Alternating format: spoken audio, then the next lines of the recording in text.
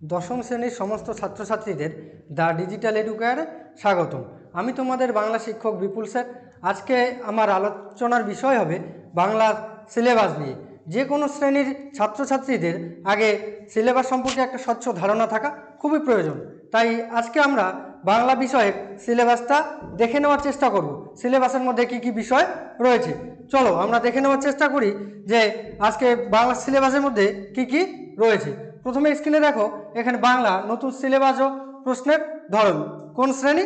দশম শ্রেণী। যারা দশম শ্রেণীতে পড়ছো দেখো তোমাদের সিলেবাসে কি কি রয়েছে। প্রথমে তোমাদের ক্লাস 10-এর বা দশম শ্রেণীর দুইটা বই স্কুল থেকে দেওয়া হয়। একটা বই হলো সাহিত্য সঞ্চয়ন। এই সাহিত্য সঞ্চয়ন বইয়ে তোমাদের কি কি থাকে? প্রথমে থাকবে একটা গল্প জ্ঞানচক্ষু, তারপরে অসুখী একজন, এটা একটা কবিতা, তারপর আয় আরও বেঁধে বেঁধে থাকি, এটাও একটা কবিতা, তারপর আফ্রিকা আছে, হারিয়ে যাওয়া কালি কলম আছে, বহুরূপী আছে, অভিষেক, তারপর সিরাজদৌল্লা, প্রলয় উল্লাস, পথের দাবি, সিন্ধু তীরে অদল বদল, বাংলা ভাষায় বিজ্ঞান, অস্ত্রের বিরুদ্ধে গান, নদীর বিদ্রোহ। এ কটা গেল তোমাদের সাহিত্য সঞ্চয়ন বইয়ের পাঠ্য। হ্যাঁ, আর এখানে কবিতাগুলো ভাগ করে দেওয়া নাই। এখানে কবিতা, গল্প, প্রবন্ধ রচনা এবং নাটক, চারটা জিনিস এক জায়গায় দেওয়া আছে। এবার আমরা দেখে নেওয়ার চেষ্টা করব যে কি কি গল্প রয়েছে। এখানে গল্প হলো জ্ঞানচক্ষু, বহুরূপী, তারপর বহুরূপীর পরে আছে পথের দাবি, অদল বদল আর নদীর বিদ্রোহ। এই পাঁচটা আমাদের গল্প পড়তে হবে। এরপরে দেখে নেওয়ার চেষ্টা করি যে কি কি কবিতা আছে। কবিতাগুলো হলো অসুখী একজন, আয় আরও বেঁধে বেঁধে থাকি, আফ্রিকা, অভিষেক, অস্ত্রের বিরুদ্ধে গান, প্রলয় উল্লাস। এই 7টা কবিতা, 5টা গল্প, 7টা কবিতা এবং 2টা প্রবন্ধ রচনার প্রবন্ধ আছে। প্রবন্ধ দুটো হলো হারিয়ে যাওয়া কালি কলম আর বাংলা ভাষায় বিজ্ঞান। এই দুটো হলো আমাদের প্রবন্ধ পড়তে হবে। হ্যাঁ, এরপরে আর একটা বিষয় বাকি থাকলো নাটক। নাটকটা হলো সিরাজদৌল্লা। তো বাংলা সাহিত্য সঞ্চয়ন বইটা কি কি পড়তে হবে, আমাদের সিলেবাসে কি কি আছে, এটা তোমরা বুঝতে পারছো তো? এরপরে পরের পেজে দেখে নেওয়ার চেষ্টা করবো যে কি আছে। দেখো, এই যে পূর্ণাঙ্গ সহায়ক গ্রন্থ নামে আর একটা বই স্কুল থেকে তোমাদের দেওয়া হয়। এই সহায়ক গ্রন্থে নবম শ্রেণীতে তোমাদের সহায়ক গ্রন্থ ছিল একটা প্রফেসর শঙ্কুর ডায়েরি। ঠিক তেমনই দশম শ্রেণীতে যে সহায়ক গ্রন্থটা আছে সেটা হলো কণি। কণি নামের একটা তোমাদের উপন্যাস পড়তে হবে। হ্যাঁ, বুঝতে পারলে? তারপরে দেখো ব্যাকরণ। ব্যাকরণেই আমাদের কি কি পড়তে হবে। ব্যাকরণে প্রথমে আছে কারক, কারক ও অকারক সম্পর্ক মানে কারক বিভক্তি। হ্যাঁ, কারক বাদে কারকের সঙ্গে অকারক। তারপরে আমরা দেখে নেব যে ব্যাকরণে সমাস আছে, সমাসটা ভালোভাবে জানতে হবে। তারপর বাক্য, এখানে বাক্যের মধ্যে পড়বে বাক্য পরিবর্তন, তারপর বাচ্য পরিবর্তন। এই বাক্যের মধ্যে যেমন সরল বাক্য, জটিল বাক্য, যৌগিক বাক্য, মিশ্র বাক্য এসব। তারপর অর্থগত দিক থেকেও বাক্য অনেক প্রকার আছে, প্রশ্নবোধক বাক্য, নির্দেশক বাক্য, প্রার্থনাসূচক বাক্য, এই সব কিছুই এই বাক্যের মধ্যে পড়বে। তারপর বাচ্য, কর্তৃ, কর্ম, বাচ্য। এরপরে পরের পেজে দেখি, এরপরে ব্যাকরণ পাঠ নির্মিত, একটা নির্মিতি নামে একটা পাঠ থাকে। ওখানে আমাদের কি কি পড়তে হবে? প্রথমেই থাকে প্রবন্ধ রচনা, যেটা তোমরা নবম শ্রেণীতে ইতিমধ্যে পড়ে এসেছো। মানে যে কোনো বিষয়, বিজ্ঞান হোক, কুসংস্কার হোক, বাংলার উৎসব হোক, এসব বিষয় নিয়ে প্রবন্ধ রচনা থাকবে। প্রথমে 10 নম্বরে থাকে প্রবন্ধ রচনা। তারপর অনুবাদ। এই অনুবাদ বিষয়টা দশম শ্রেণীতে তোমাদের প্রথম পড়তে হচ্ছে। এর আগে নবম শ্রেণীতে এই বিষয়টা ছিল না। তাই এই যে অনুবাদ, ইংরেজি থেকে কি বাংলায় অনুবাদ করতে হবে। ইংরেজিতে কোনো কয়েকটা লাইন তোমাদের তুলে দেওয়া থাকবে, যেটা বাংলায় অনুবাদ করতে হবে। তারপরে আছে সংলাপ রচনা। সংলাপ রচনা অথবা দিয়ে প্রতিবেদন রচনা। এই যে সংলাপ রচনা মানে কোনো একটা বিষয়ের উপর দুই বন্ধুর মধ্যে হোক বা দুজন ব্যক্তির মধ্যে সংলাপ মানে কথোপকথন। আর একটা কি থাকবে তোমাদের? প্রতিবেদন রচনা।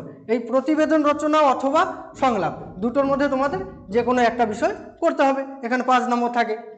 এরপর আমরা দেখে নেওয়ার চেষ্টা করি, সিলেবাসটা তো দেখে নেওয়া হলো, এরপরে দেখে নেওয়ার চেষ্টা করবো যে নম্বর বিভাজন বা প্রশ্ন কাঠামো, কোথা থেকে কত নম্বরের প্রশ্ন থাকবে এবং তার মানটা কি হবে। প্রথমে দেখে নেই যে গল্পের থেকে কত নম্বর থাকছে। গল্পের থেকে প্রথমে এমসিকিউ থাকবে 3টা, মানে 3 নম্বর। গল্প কটা আছে আমাদের? 5টা গল্প পড়তে হবে। এই 5টা গল্পের থেকে যে কোনো 3টা এমসিকিউ প্রশ্ন থাকবে 5টা গল্পের থেকে। তারপর অতি সংক্ষিপ্ত উত্তরধর্মী প্রশ্ন মানে এসএকিউ। এই যে গল্পের থেকে এমসিকিউ এর পাশাপাশি তোমাদের 4টা এসএকিউ প্রশ্ন করতে হবে, মানে অতি সংক্ষিপ্ত উত্তরধর্মী প্রশ্ন। 4 3 7টা গেল। তারপর ব্যাখ্যাধর্মী প্রশ্ন মানে 3 নম্বরের প্রশ্ন থাকবে তোমাদের 5টা গল্প থেকে একটা। তারপরে রচনাধর্মী প্রশ্ন, রচনাধর্মী প্রশ্ন এই 5টা গল্পের থেকে একটা পড়তে হবে। আর গল্পের থেকে টোটাল আমাদের গেল কত নম্বর? 15 নম্বর। তারপরে কবিতা, গল্পের পর কবিতার থেকেও একইভাবে দেখো, কবিতার থেকেও এমসিকিউ 3টা, এসএকিউ 3টা। তারপর ব্যাখ্যাধর্মী মানে 3 নম্বর প্রশ্ন একটা। তারপরে 5 নম্বরে 5 মার্কসের প্রশ্ন একটা থাকছে। তার মানে এখানেও কবিতার থেকেও আমাদের কত নম্বর গেল? 15 নম্বর। তারপরে কি বাকি থাকলো? প্রবন্ধ রচনা। দেখো, প্রবন্ধ রচনার থেকে প্রথমে এমসিকিউ 3টা, তারপর এসএকিউ 3টা, ব্যাখ্যাধর্মী, এখানে ব্যাখ্যাধর্মী প্রশ্ন মানে 3 মানের কোনো প্রশ্ন থাকবে না প্রবন্ধ রচনার থেকে। খালি ছোট প্রশ্ন পড়তে হচ্ছে কয়টা? 3 3 6টা এবং একটা রচনাধর্মী প্রশ্ন, এখানে 11 নম্বর। আর আমাদের প্রবন্ধ কয়টা আছে? 2টা আছে, বাংলা ভাষায় বিজ্ঞান আর হারিয়ে যাওয়া কালিকলম। 2টা প্রবন্ধ থেকে আমাদের কত নম্বর থাকছে? 11 নম্বর। এই প্রবন্ধটা তাই খুব গুরুত্ব সহকারে আমাদের পড়তে হবে। তারপর নাটক, নাটক একটা নাটক আছে। কি নাটক? নাটকটার নাম হলো সিরাজদৌল্লা। এই নাটক থেকে কোনো ছোট প্রশ্ন আমাদের থাকবে না। তাই নাটক থেকে কত মার্কের প্রশ্ন থাকে? 4 মার্কের বা 4 প্রশ্নের মান, নাটকের প্রশ্নের মান কত? 4 নম্বর। এই যে নাটক থেকে আমাদের 4 নম্বর থাকছে। তারপর পূর্ণাঙ্গ সহায়ক গ্রন্থ বলে যে বইটা আছে, আলাদা একটা বই, ওই বইয়ের থেকে তোমাদের কোনো ছোট প্রশ্ন থাকবে না, ওখান থেকে বড় প্রশ্ন থাকবে।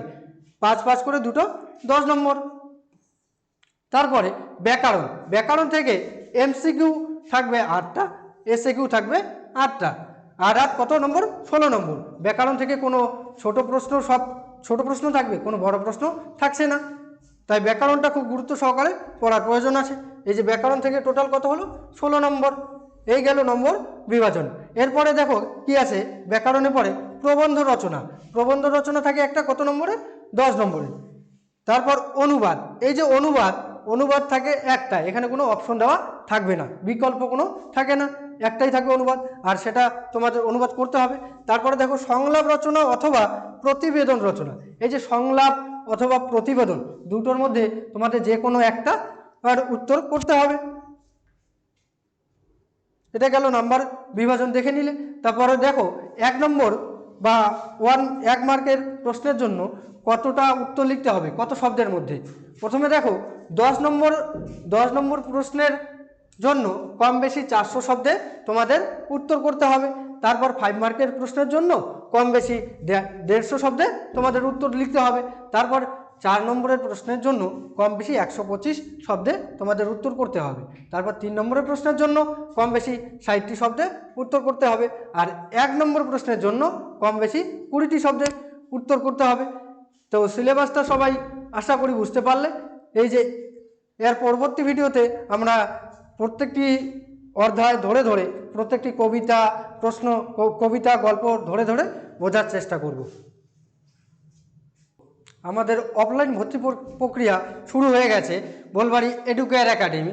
আর ঠিকানা হলো বোলবাড়ি স্কুলের উত্তর পাশে, ময়নাগুড়ি, জলপাইগুড়ি। যারা আমাদের এই বোলবাড়ির আশেপাশে রয়েছে, শিঙিমারি, লক্ষ্মীরাট, মৌলানি, বাসসুবা, পানবাড়ি, তারা অবশ্যই অফলাইনে আমাদের এডুকেয়ার একাডেমিতে ভর্তি হয়ে যাও। ধন্যবাদ।